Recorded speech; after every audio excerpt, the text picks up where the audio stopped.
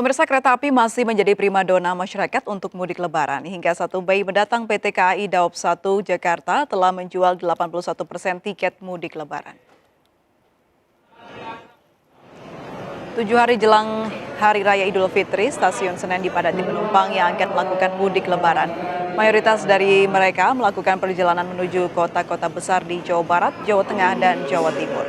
PT KAI Daob 1 Jakarta menyediakan 785.800 tempat duduk pada periode 10 hari jelang Lebaran hingga 10 hari setelah Lebaran.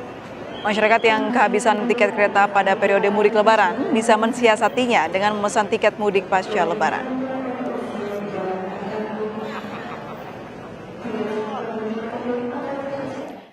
Pemirsa, kita pantau langsung situasi di Stasiun Pasar Senen. Sudah ada Raisa Nadia. Raisa, seperti apa lonjakan penumpang di sana?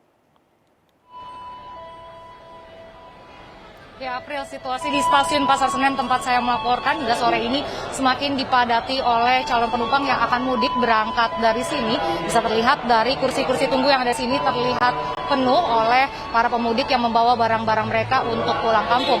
Mereka memilih untuk mudik pada hari ini dikarenakan untuk menghindari kepadatan yang meningkat pada tanggal-tanggal yang diprediksi akan menjadi tanggal puncak arus mudik. Sementara untuk tiket yang sudah terjual hingga hari ini untuk periode Pralebaran 22 April hingga 1 Mei sudah ada 200.100 tiket. Dari total keseluruhan tiket yang disediakan adalah 361.000. Sementara untuk volume penumpang sendiri ada 15.100 penumpang pada hari ini dan jumlah ini meningkat dibandingkan dengan minggu sebelumnya, di mana per hari rata-rata hanya 5.000 sampai 6.000 saja.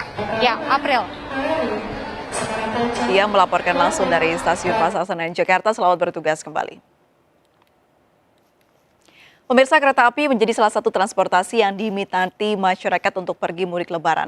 Lalu seperti apa pergerakan pemudik melalui jalur kereta api? Sudah terhubung bersama kami Mbak Eva Kairunisa, Humas Daob 1 KAI. Selamat sore, Mbak Eva. Ya, selamat sore.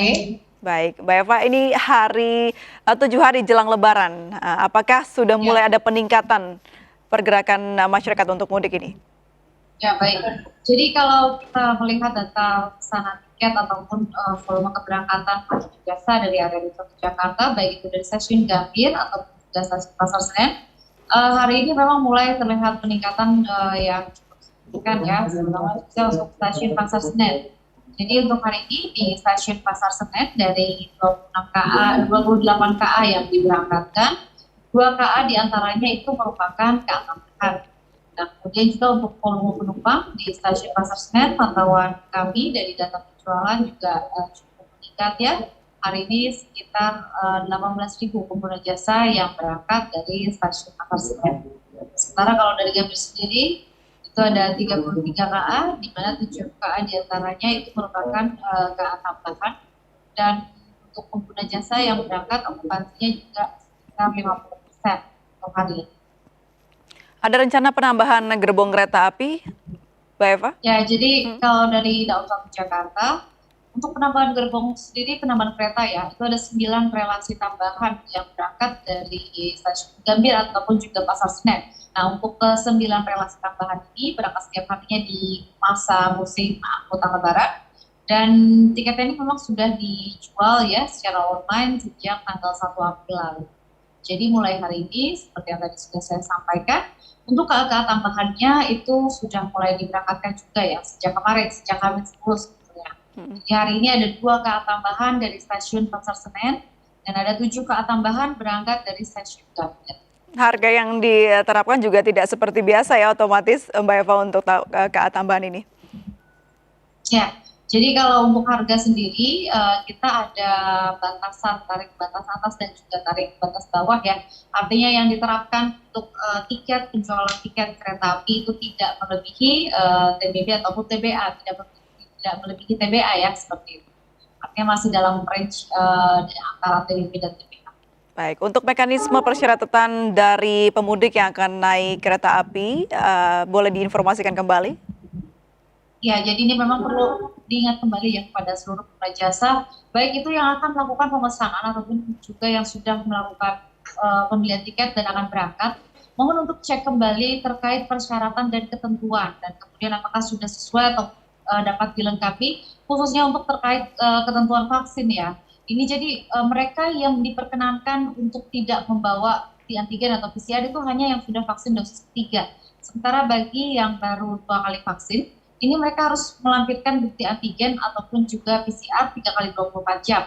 Nah, untuk yang baru 1 kali vaksin atau belum pernah vaksin, ini bukti yang harus dibawa tidak bisa antigen, harus PCR. Ini yang perlu diingat. Dan kemudian juga untuk yang belum pernah vaksin, ini selain bukti PCR juga harus membawa surat keterangan dari dokter ya, rumah sakit pemerintah yang menyebutkan alasan kenapa tidak dapat vaksin seperti itu. Dan kemudian juga bagi orang tua yang membawa anak, karena cukup banyak kita lihat ya di angkutan mudik lebaran ini yang membawa anak, ini perlu diperhatikan untuk anak 6 sampai dengan 17 tahun yang sudah divaksin 2 kali itu memang diperkenankan untuk tidak melakukan antigen ataupun juga PCR. Tapi kalau baru divaksin 1 kali, maka anak tersebut harus membawa berkas pemeriksaan dan berkasnya itu harus PCR, tidak bisa antigen, seperti itu. Nah, kemudian juga untuk anak 6 sampai di bawah 6 tahun, ini perjalanannya harus didampingi oleh orang tua yang memenuhi persyaratan, tapi yang bersangkutan anak tersebut tidak harus melengkapi dengan vaksin, antigen, ataupun juga PCR. Baik, Mbak Eva, jika ada penumpang yang tidak memiliki persyaratan lengkap, seperti apa mekanisme untuk penggantian tiketnya atau dianggap hangus? Ya, jadi bagi pengguna jasa yang sudah membeli tiket, tapi kemudian pada saat melakukan pemeriksaan yang bersangkutan itu kedapatan hasilnya positif, maka tiketnya itu akan diganti 100% ya. Jadi akan dikembalikan, perjalanannya dibatalkan. Jadi kalau dia sudah beli tiket, kemudian pada saat dia akan memenuhi pemeriksaan antigen, ternyata hasilnya positif, ini tiketnya akan dikembalikan 100%. Jadi bisa dilakukan pengurusan langsung di loket dengan penggantian langsung cash atau juga bisa dengan melalui transfer seperti itu. Baik, Mbak Eva, ini kan menjadi mudik lebaran pertama sejak pandemi begitu. Apa yang dipersiapkan oleh pihak KAI untuk mempersiapkan penjagaan atas arus mudik ini? Ya, jadi memang tentunya kita persiapkan dari berbagai hal ya, baik itu dari sisi kesiapan sarana yang kita lakukan pemeriksaan 1 bulan sebelum memasuki arus mudik. Ini sudah dilakukan general check-up pemeriksaan seluruh lokomotif dan juga kereta dan saat ini dalam kondisi baik ya.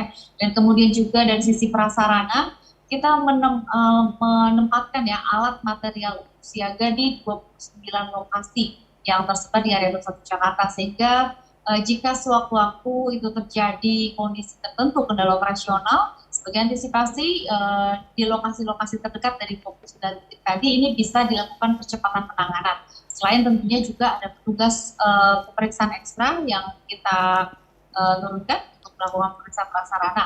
Nah, kemudian dari sisi petugas pengamanan juga untuk arus mudik ataupun momen lebaran ini ya, kita siapkan sekitar 610 petugas pengamanan per hari, personil gabungan, baik itu dari internal KAI, petugas pengamanan stasiun, kereta, dan juga TNI Polri, seperti itu.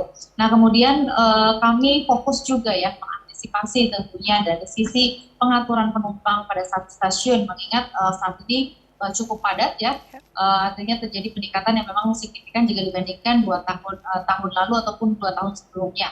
Nah, ini kita menempatkan customer service mobile dan juga beberapa petugas pegawai yang mengikuti posko angkutan mudik lebaran di zona 3. Jadi zona 3 itu adalah area pelayanan penumpang sebelum area boarding ya, sebelum memasuki proses boarding. Nah, ini kita tempatkan petugas yang cukup banyak di sini untuk memberikan informasi serta memandu pengguna jasa. Kemudian juga pada saat mereka akan melakukan boarding, mengingat jumlah KA yang diberangkatkan cukup banyak dan penggunanya juga cukup banyak, sehingga pada saat akan boarding, ini nanti petugas akan membantu untuk memanggil pengguna sebagian-sebagian ya. Sebagai contoh misalnya untuk satu KA tertentu akan boarding, ini yang dipanggil misalnya urutan KA pertama sampai dengan KA keempat terlebih dahulu yang boleh masuk boarding, baru selanjutnya kalau sudah lebih cair akan dimasukkan KA kelima dan seterusnya, seperti itu. Nah, ini akan dilakukan dan tentunya seluruh petugas tadi juga akan lebih sering melakukan mobile. Jadi di sini melakukan pemeriksaan dan juga memantau seluruh pengguna jasa ya, ataupun juga mereka yang mengantar yang ada di zona 3, memastikan untuk prokes utama seperti misalnya penggunaan masker ini tetap dilakukan di luar kegiatan makan atau minum, seperti itu. dan juga mengatur alur penumpang supaya tidak terjadi penumpukan, serta di area-area layanan tertentu juga kita tempatkan lebih banyak, seperti misalnya di area customer service ataupun di area loket dan juga area pencetakan tiket seperti itu. Baik, terakhir Mbak Eva, ada pesan terakhir untuk masyarakat selain juga persyaratan yang harus dilengkapi, apa saja yang harus dipersiapkan oleh pemudik yang melalui jalur kereta api? Ya, baik, terima kasih. Jadi bagi para calon pengguna yang akan berangkat ya, selain tadi memastikan persyaratan, kami juga menghimbau jika memang memiliki penyakit tertentu itu bisa membawa obat-obatan pribadi, juga jangan lupa ya. Selain memang kita ada obat-obatan secara umum di kereta yang untuk penanganan kondisi-kondisi yang umum ya, seperti itu. Tapi kalau ada yang memiliki obat-obatan pribadi mohon untuk dibawa. Dan kemudian juga bagi yang membawa anak ataupun juga berangkat mudik hanya berdua, itu mohon untuk perhatikan kembali barang bawaannya.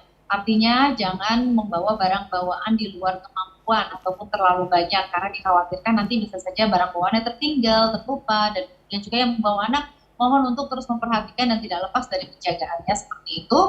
Dan kemudian seluruh pengguna jasa juga kami himbau untuk selalu mengikuti protokol kesehatan tanpa harus diingatkan oleh petugas, serta menjaga kebersihan tangan, karena kita juga sudah menyediakan sejumlah perangkat pencuci tangan baik itu di stasiun ataupun juga di dalam rangkaian berupa pembersih tangan ataupun sanitizer ya, seperti itu. Jadi ingin kita ingatkan kembali selain persyaratan juga mempersiapkan secara pribadi yang harus dipersiapkan ya, seperti obat-obatan pribadi, kemudian memastikan barang bawaannya jangan terlalu banyak, semampunya ya, semampu yang bersangkutan yang akan berangkat seperti itu, karena khawatirnya nanti ada barang-barang tertinggal dan lain-lain. Dan yang satu lagi mungkin kami ingatkan juga, perhatikan jam keberangkatan KA-nya, karena ada beberapa kejadian yang dilihat itu adalah jam kedatangan di tiket. Jadi di tiket itu ada dua jadwal ya. Satu itu waktu yang menunjukkan jam keberangkatan, satu waktu yang menunjukkan jam kedatangan di stasiun akhir. Nah ini jangan sampai salah melihat, karena khawatir nanti malah akan tertinggal KA ataupun batal perjalanan seperti itu. Baik, itulah tadi poin-poin yang harus diperhatikan untuk para penumpang yang naik kereta api untuk bisa mudik dengan aman dan lancar, juga sehat semuanya. Terima kasih banyak Mbak Eva Khairunisa, Kepala Humas PT KAI Daob 1 sudah bergabung bersama kami. Selamat sore. Salam sehat. Pemirsa, kami akan segera kembali usai jeda berikut, tetaplah bersama kami di MNC News.